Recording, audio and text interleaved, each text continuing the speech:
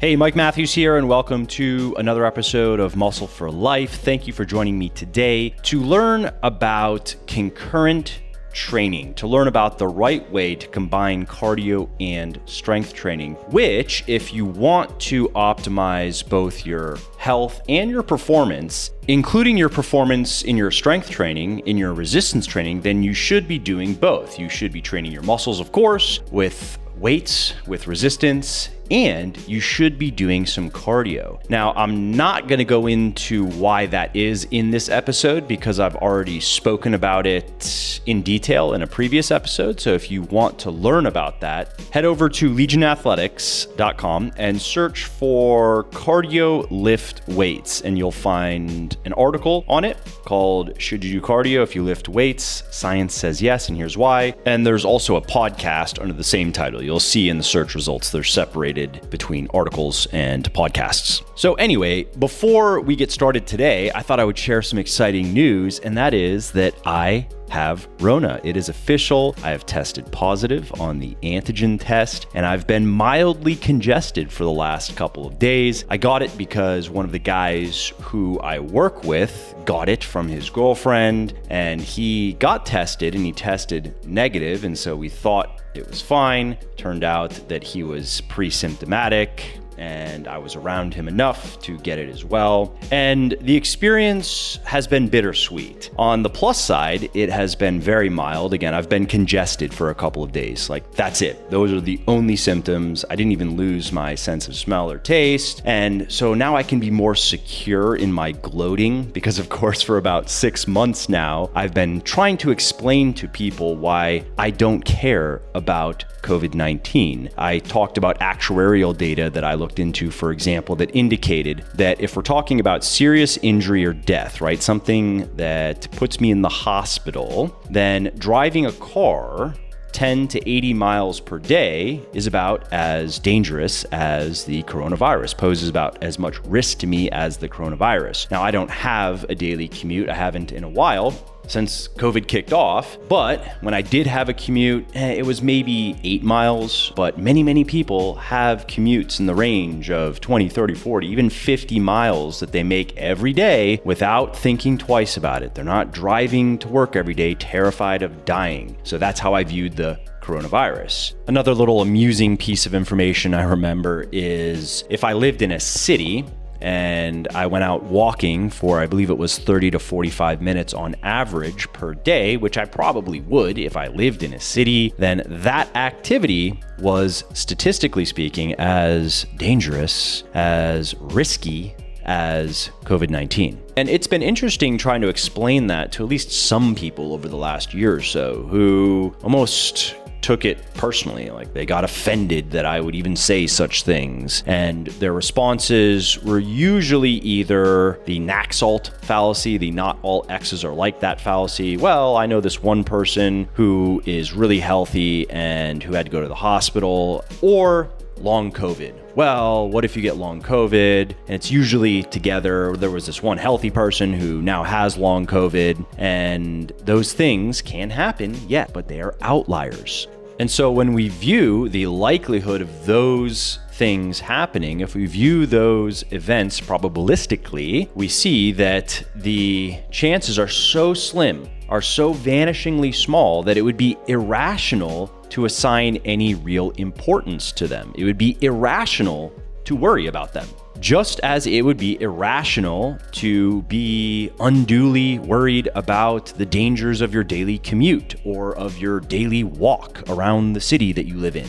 And so my point is, we all have to accept that living life comes with risks. Doing things that we want to do comes with risks. I was just on a ski trip recently before COVID, for example, and I'm not a very good skier, so I'm not confident enough to do anything dumb, but I do try to push the envelope a little bit. I do try to push myself to go a little bit beyond my current abilities so I can improve. And even though I'm being as safe and smart about it as I can, there are risks that are associated with that. And I haven't looked at the actuarial data related to skiing, but I would be willing to bet a lot of money that maybe not one trip poses just as much risk as COVID-19 to me, if we're talking about serious injury or death, but it probably doesn't take that much skiing over, let's say, a winter and spring season. Spring skiing is probably more risky than winter because of the conditions. It probably doesn't take that much skiing to equal the dangers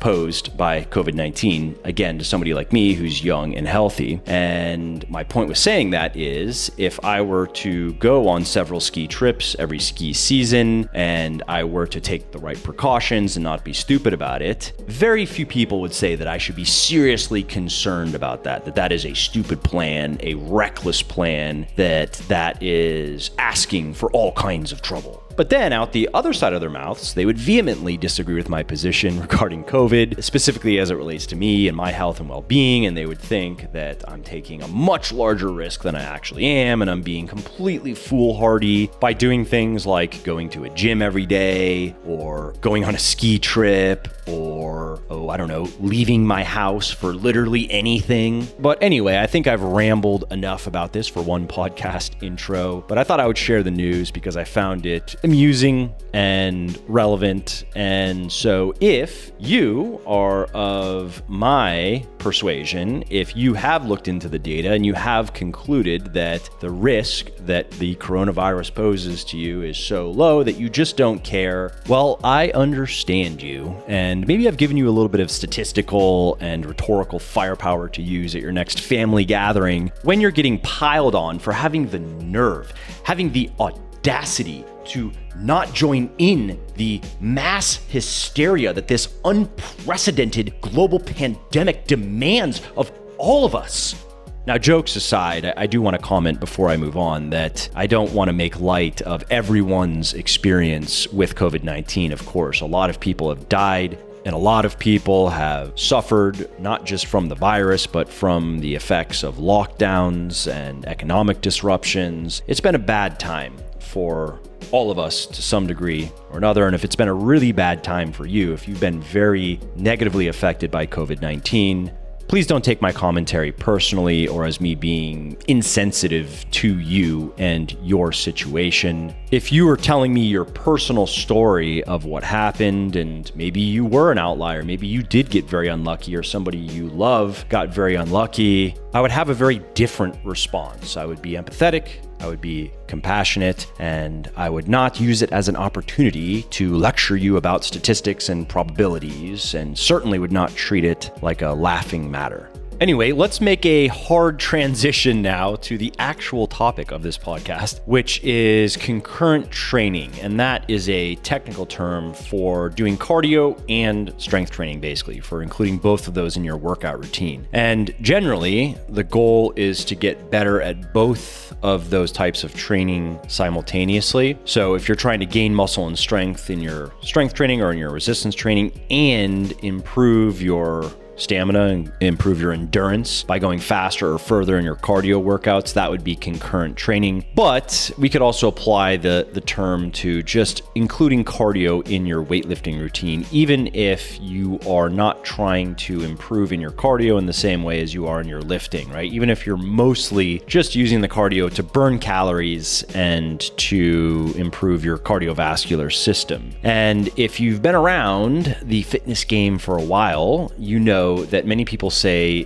that if you want to get big and strong, or if you want to stay big and strong, you really shouldn't be doing much cardio, and you certainly should not be trying to improve in your cardio training in the same way as you are in your weightlifting. And, I can say that I used to be one of those people to some degree. I wasn't dogmatic about it, but I used to argue that it is hard to adapt to both cardio and strength training at the same time. So if you get too zealous in your concurrent training, instead of making strides in both of those aspects of your fitness, you'll probably just end up mediocre. You'll never really get that strong or that big or be able to go that fast or that far. Now, while that is not entirely wrong, while there is a kernel of truth there, if we look at the scientific research available on concurrent training as it stands right now, which we're going to do in this podcast, I would say that position is now more wrong than right. In fact, a growing body of evidence suggests that if you want to get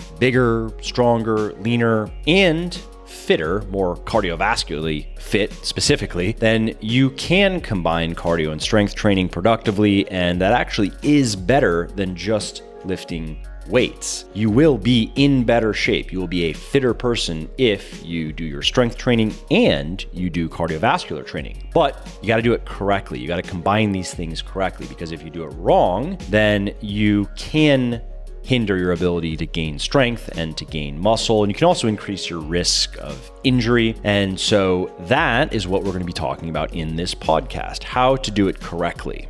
Also, if you like what I'm doing here on the podcast and elsewhere, definitely check out my health and fitness books, including the #1 best-selling weightlifting books for men and women in the world, Bigger, Leaner, Stronger, and Thinner, Leaner, Stronger, as well as the leading flexible dieting cookbook, The Shredded Chef. Now, these books have sold well over 1 million copies and have helped thousands of people build their best body ever, and you can find them on all major online retailers like Audible, Amazon, iTunes, Kobo, and Google Play, as well as in select Barnes & Noble stores. And I should also mention that you can get any of the audiobooks 100% free when you sign up for an Audible account, and this is a great way to make those pockets of downtime like commuting, meal prepping, and cleaning more interesting, entertaining, and productive. And so if you want to take Audible up on this offer, and if you want to get one of my audiobooks for free, just go to www.buylegion, that's BUY, legion.com/audible, and sign up for your account. So again, if you appreciate my work, and if you want to see more of it, and if you want to learn time-proven and evidence-based strategies for losing fat, building muscle, and getting healthy, and strategies that work for anyone and everyone, regardless of age or circumstances, please do consider picking up one of my best-selling books, Bigger, Leaner, Stronger for men, Thinner, Leaner, Stronger for women, and The Shredded Chef for my favorite fitness-friendly recipes. All right, so let's start out this discussion with the wrong way. Here's the wrong way to concurrently train, to combine cardio and strength training and try to progress on both fronts. And this has to do with something known as the interference effect. And one of the first and best examples of this in the scientific literature comes from a study that was conducted in 1980 at the University of Washington by Robert C. Hickson. And Hickson was a researcher and recreational runner and powerlifter, and he noticed that his two hobbies seemed to be in conflict with one another. And being a scientist, he created a study to see what was going on, to measure this interference effect. And in this study, Hickson had 23 healthy, active men and women in their mid-20s do one of 3 workout routines for 10 weeks. One was strength training alone, which consisted of 5 pretty intense lower body workouts per week, and then 2 was cardio alone, which consisted of 6 fairly high-intensity running and cycling workouts per week. They were cycling intervals and then just continuous runs. And then there was a third routine, which was strength training and cardio, which combined the 2 programs that I just mentioned. So 11 workouts per week, a lot of training, and oftentimes both the cardio and the strength training workouts were done in the same days. And what Hickson found in this experiment is that people who combined strength training and cardio gained just as much muscle as people who only did strength training, but gained significantly less strength. What's more, they also improved their endurance just as much as people who only did endurance training. So in other words, adding cardio to the strength training routine slightly decreased the participants' ability to gain strength and had little to no impact on their ability to gain muscle. And the strength training did not interfere with the benefits or the performance in the cardio workouts at all. And since that seminal study, many other scientists have found evidence of this interference effect. And in most of the studies that are on this phenomenon, cardio reduces strength gain significantly, and it sometimes reduces muscle gain as well, whereas strength training does not seem to blunt the benefits of cardio whatsoever. There is a major problem with these studies, though. Most of them are designed to produce the interference effect. The goal is not necessarily to discover how to optimally combine cardio and strength training. Instead, it is to create a training program that is all but guaranteed to cause this effect so researchers can observe it and analyze it and learn about it. And Hickson's original study is a perfect example of this. The participants were doing heavy lower body strength workouts 5 times per week. It's a lot of lower body volume. That's difficult to do by itself. Then on top of that, they were also doing almost 4 hours of intense running and cycling each week. And that's cruel and unusual scientific punishment. How did that pass an ethics board? Now, despite that, though, that was a pretty grueling workout routine. The people still gained almost exactly the same amount of muscle, the people who were doing the concurrent training, as the people who were only lifting weights. They also lost about 2% of their body fat, whereas people who just lifted weights didn't lose any. So we have a calorie deficit in there as well. And that may help explain why they gained less strength. So the bottom line with all of that is that Hickson's study and many other studies like it on the interference effect did go a long way in helping identify and quantify the interference effect, but they also used very unrealistic and suboptimal training methods. So then, what is the right way of going about this? The correct way to engage in concurrent training? Well, despite what concurrent training naysayers would have you believe, it can be done.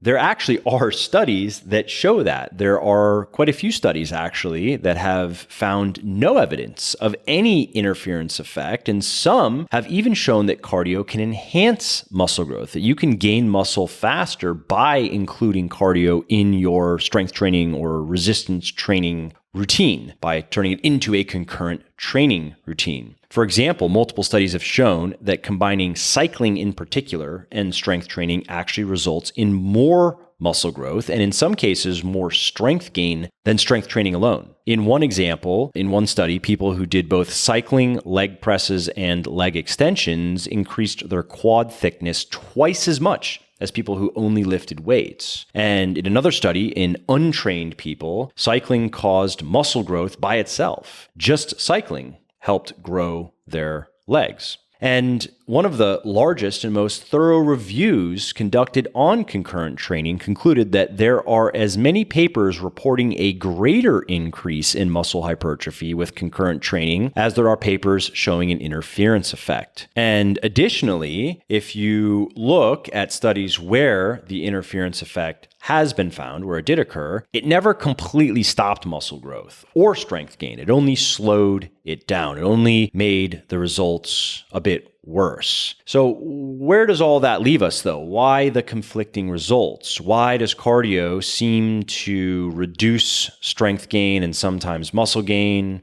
in some cases, and then accelerate it in others? Well, the answer has to do with how you go about it, how you combine your strength training and your cardio. The devil is in the details, to be cliched. Now, the main factors that influence how much cardio interferes with or does not interfere with your strength training are the type of cardio that you do, when you do your cardio and your strength training workouts, how much cardio you do, the intensity of your cardio training in particular, and how much you eat. So let's talk a bit about these things, and let's start with running, which you need to know causes a lot more fatigue and causes a lot more muscle damage per unit of time than other low or no impact forms of cardio like cycling, rowing, elliptical, swimming, even skiing. And therefore, it is not surprising that studies have shown that running in particular produces a much greater interference effect than other types of cardio like cycling or rowing or cross-country skiing and other low impact forms of endurance training. So one of the first simple and practical takeaways here is if you are going to train concurrently, don't run. Unless you really enjoy running, in which case it is probably worth doing what you really enjoy and just trying to mitigate the negative effects. And you're going to learn some tips for that here in the rest of this podcast. And understanding that even if you do those things, you may still gain muscle and strength a bit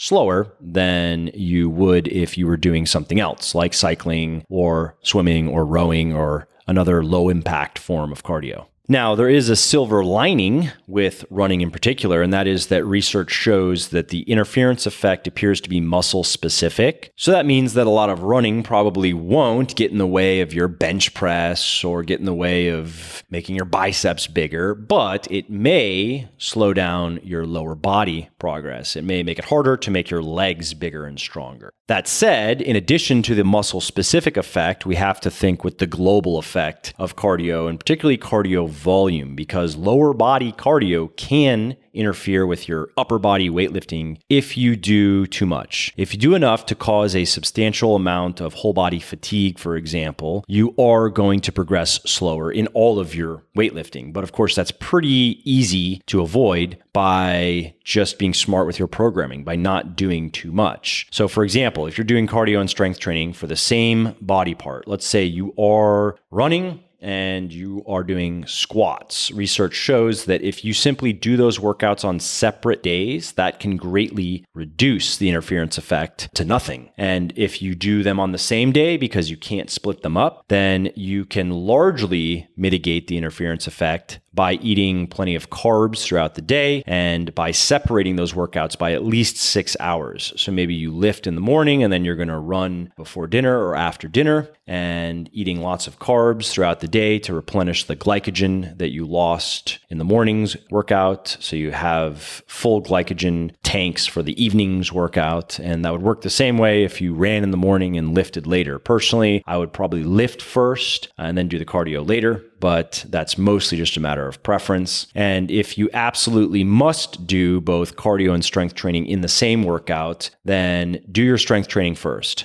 That also will help minimize the interference effect. Now, as we're talking volume, we also need to talk about total cardio per week, because that affects how much it's going to interfere with your gains, with your muscle gains. And it's impossible to pinpoint exactly how much cardio is too much, to get it down to the minute or even the closest 10 or 15 minute increment, because it depends really on what type of cardio you're doing and when you do it. And there are definitely going to be individual factors that come into play, genetic factors. But studies show that most people can do 3 to 6 hours or so of cardio per week before it starts to detract from their strength training. Now, that said, that number assumes low to moderate intensity cardio. If it is more intense, if it's involving high intensity intervals, for example, then you're going to have to do less. You can't do 3 to 6 hours of HIIT workouts per week and not have that get in the way to some degree, especially 6 hours of your weightlifting. So the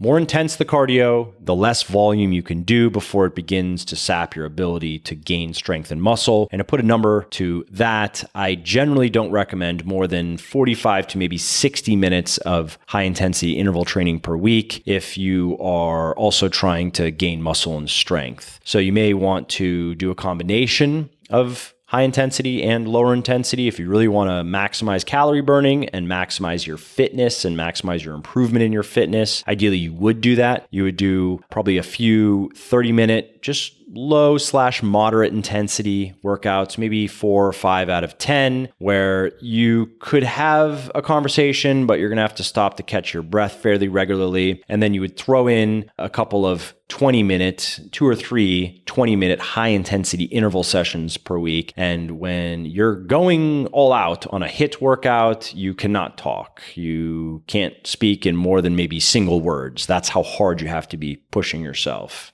So another major factor that impacts how well your body responds to concurrent training is your diet. And specifically, we're talking about energy balance here, because a calorie deficit, as you probably know, hampers your ability to recover. It hampers your ability to build muscle, and that can magnify the interference effect. And cardio can be insidious because it burns quite a few calories. And when weightlifters start doing it, they often don't realize how much additional energy they're burning. And they often have their meal plans dialed in, and they're used to eating the same things every meal, every day. Maybe they rotate between a few different options, but generally speaking, their calories and macros hover in a certain range, and they start doing cardio and they don't necessarily feel an increase in their appetite like that happens to me, for example, my appetite is not correlated with my activity level, at least in a day-to-day at all, really. I can be very active and not get hungry at all, and I can be very inactive and be hungrier, probably because of boredom, but it's not as simple as move more and then just eat accordingly. And so what happens then is many weightlifters, they start doing cardio, and after a few weeks, they're noticing that their weightlifting workouts are getting harder, their working weights are getting heavier, not lighter, and they maybe even have had to drop some weight off the bar, or they've lost a rep or two with their normal working weights, and they think that it's cardio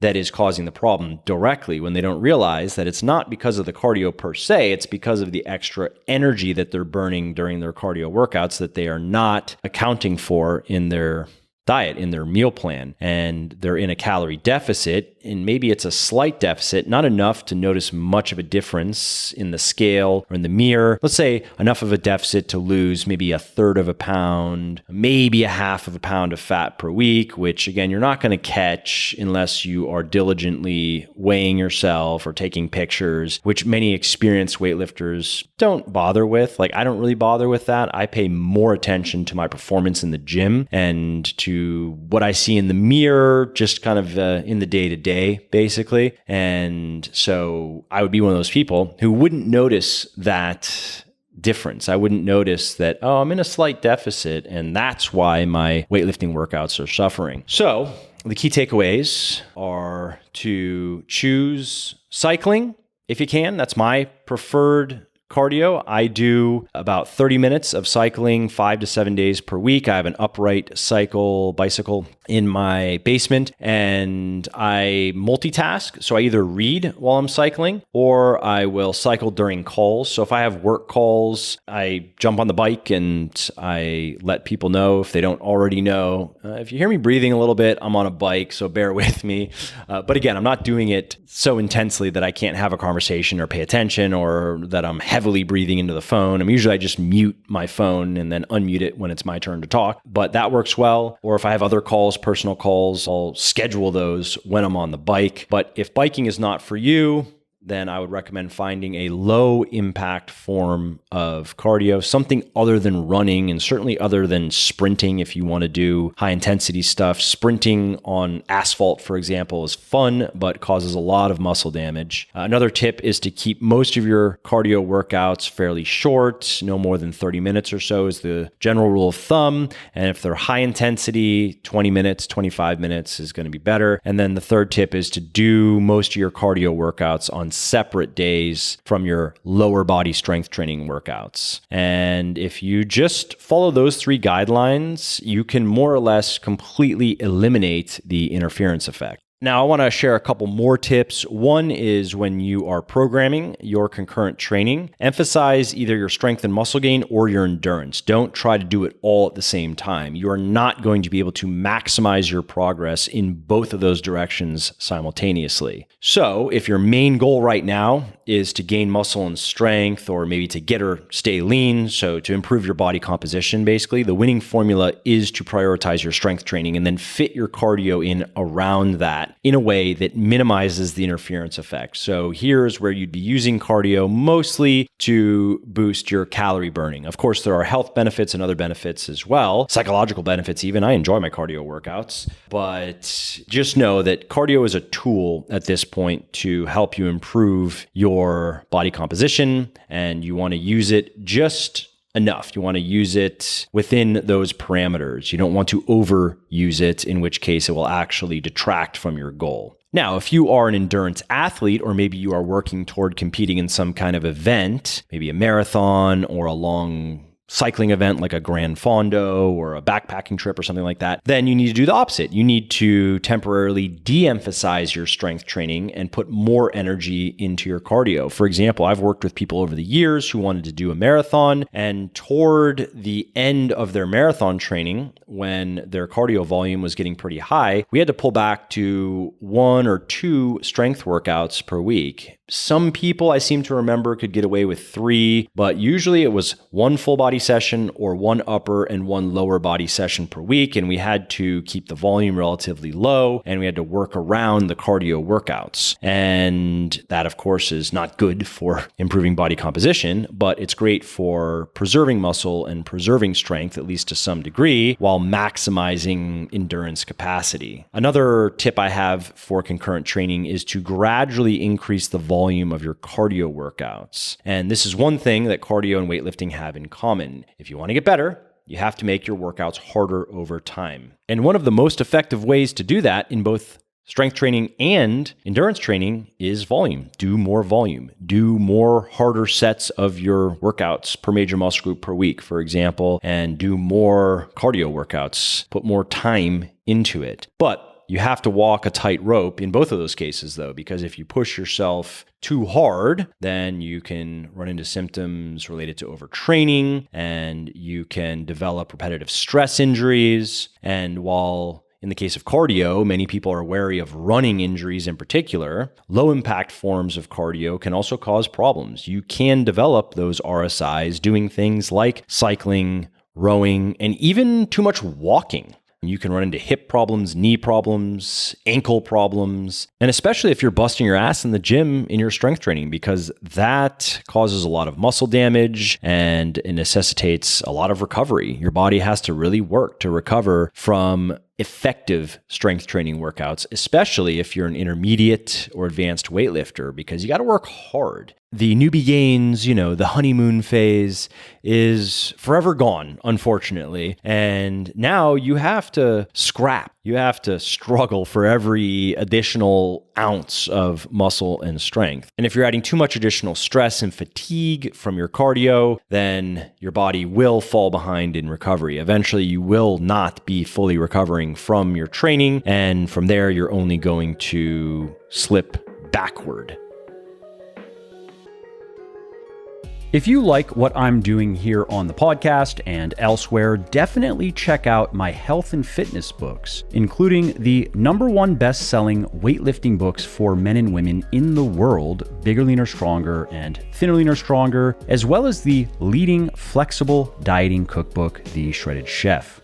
So how do you avoid that problem? Well, I recommend that you only do low intensity workouts. So don't do any HIIT, don't do any sprints, don't do any circuits of no more than 60 minutes. Again, 30 to 45 minutes is probably a little bit better. For your first month of your concurrent training, start simple and make it easy. And then after that warm-up period, increase your total weekly cardio volume by no more than 10% per week. So for example, if you do 2 hours of cardio one week, do no more than about 2 hours and 10, maybe 15 minutes the next week, and so on. Another tip here is to avoid exhaustion in your cardio workouts. And this is similar to the tip of avoiding muscle failure in your strength training. You can take some sets to failure, of course, to absolute muscle failure, but it's not necessary. Research shows it doesn't result in more muscle and strength gain than if you take most of your sets to 1 to 2 reps shy of that point. So we have 1 or 2 good reps left, and that's it. And that is just as effective as taking those sets to failure, but it results in a lot less fatigue and less risk of injury in the case of certain exercises at least. And so the same basic principle is true of cardio workouts. You don't need to push yourself to the end of your rope to improve your cardiovascular fitness. You don't have to go to the point of absolute exhaustion. Instead, you want to finish most of your cardio workouts with some gas left in the tank. Really, the only time you want to push yourself to your limits are when you're trying to set a personal record. So in the case of strength training, if you are going for, let's say, a new 1 rep max record, or you're trying to get a new AMRAP, in the case of like Beyond Bigger, Leaner, Stronger, right? As many reps as possible, where you've loaded the bar with heavy weights and you're trying to see now, what did you accomplish over the last macro cycle of training? Then it makes sense to go up to the point, at least close to muscle failure, not where you actually can't complete a rep, but to the point where your form is getting a bit sloppy because it's getting real hard, right? Now, in the case of cardio, then it would make sense to push yourself to that point of exhaustion. When you're going for a PR, you're trying to set a best time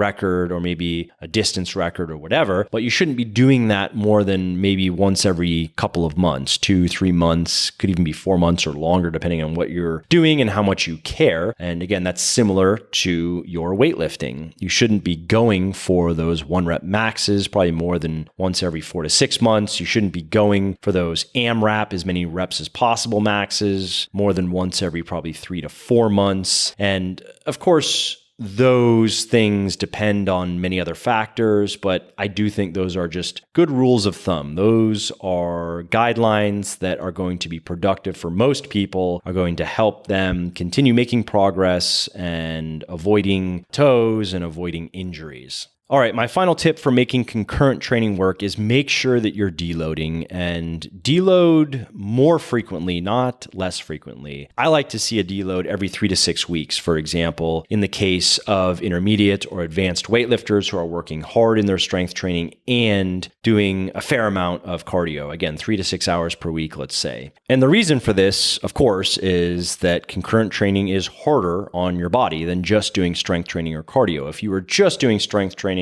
for example, you may not need to deload every 3 weeks, maybe 4, 5, 6 weeks, maybe even 8 to 10 weeks. Again, depending on where you're at in your journey and what you're doing and how well you're sleeping and how much stress you have in your life in general, blah, blah, blah. But again, if you are doing both of these things, if you're doing the strength training and the cardio, and you are pushing hard probably in your strength training as hard as you can reasonably, and then also pushing yourself a little bit in your cardio, then 3 to 6 weeks with maybe 4 or 5 weeks as the middle kind of average for deloading. And if that makes you cringe because you don't like deloading, I understand. I don't like deloading. I still don't like deloading. It's boring. But I have learned my lesson. I have gone way too many times too long and pushed off the deload and tried to auto-regulate and figured, yeah, I had a deload scheduled, but I'm feeling pretty good. I'm feeling pretty strong. Let's just keep going. That's how I used to deload. And inevitably, what would happen is I would keep going until there was a problem. Usually it was a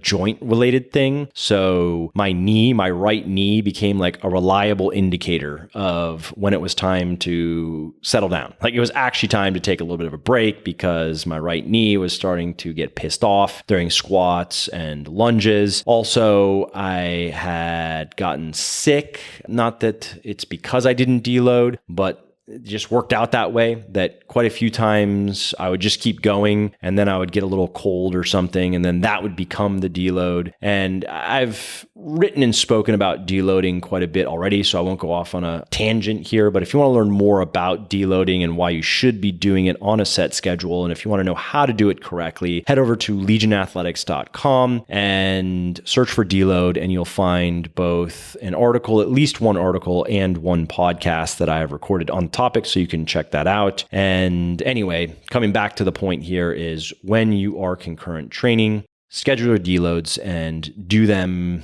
as scheduled, and deload both your strength training and your cardio. And again, you'll learn how to deload if you just go over to legionathletics.com and search for deload. I believe I was speaking only to strength training in the article and in the podcast. So I'll just add a little extra information here for the cardio workouts. Deload by cutting the volume in half, but just keeping the intensity the same. So if you're doing one high intensity workout per week and a couple moderate intensity workouts per week for a total of 4 hours, do 2 hours. So just cut it all in half, but do the same type of training unless you're feeling particularly frayed. If you are just needing a little bit of extra rest, then you can just do all of your cardio at low intensity and half of the normal volume. Alrighty, well, that's it for my current thoughts on concurrent training. Thanks again for joining me today. I hope you found this episode helpful. I hope it helps you reach your strength and your endurance goals faster. And tune in later this week to hear me interview Tim Anderson from Original Strength on the power of incorporating what he calls movement resets into your routine. Very interesting stuff. And then I have a Q&A coming as well later this week, where I'm going to be talking about lean bulking when fat, like should you do it or should you get leaner first, beating tendinitis and tendinosis, and increasing urgency and necessity in your life, increasing the feeling of of urgency and necessity, which can be tricky, right? It's easy when it gets imposed on you by life. But when we feel like we don't have a good objective reason, immediate in our face reason to behave that way, it's very easy to find reasons to not do it, right? To do other things that are more enjoyable. But of course, the rub is that leads to complacency, which prevents us from moving ahead in our lives and achieving our goals. All right, well, that's it for this episode. I hope you enjoyed it and found it interesting and helpful. And if you did, and you don't mind doing me a favor, please do leave a quick review on iTunes or wherever you're listening to me from, in whichever app you're listening to me in, because that not only convinces people that they should check out the show, it also increases search visibility, and thus it helps more people find their way to me and learn how to get fitter, leaner, stronger, healthier, and happier as well. And of course, if you want to be notified when the next episode goes live, then simply subscribe to the podcast and you won't miss out on any new stuff. And if you didn't like something about the show, please do shoot me an email at mike@muscleforlife.com, just muscle, F-O-R, life.com, and share your thoughts on how I can do this better. I read everything myself, and I'm always looking for constructive feedback, even if it is criticism. I'm open to it. And of course, you can email me if you have positive feedback as well, or if you have questions really relating to anything that you think I could help you with, definitely send me an email. That is the best way to get a hold of me, mike@muscleforlife.com. And that's it. Thanks again for listening to this episode, and I hope to hear from you soon.